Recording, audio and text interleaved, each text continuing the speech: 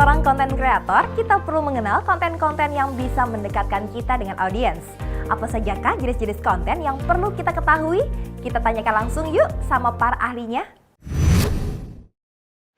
Secara umum, terdapat 5 jenis konten yang perlu kita pahami. Di antaranya, konten interaktif, konten edukasi, konten hiburan, konten inspirasi, dan juga konten promosi. Nah, pada kesempatan kali ini, saya akan menjelaskan lebih lanjut tentang apa itu konten interaktif. Konten interaktif adalah salah satu konten di mana audiens dapat merasakan, terlibat, dan menjadi bagian dari konten yang kamu buat.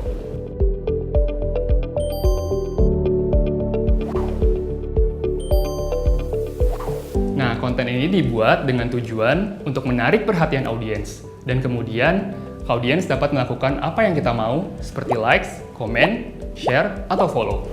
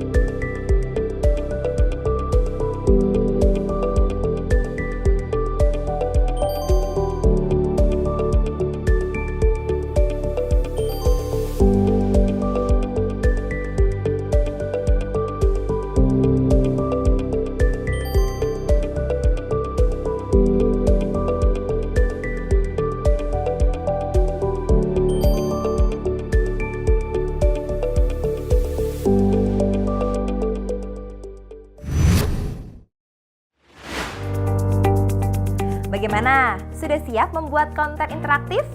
Jangan lupa untuk menonton video lainnya untuk tahu tentang jenis-jenis konten lainnya.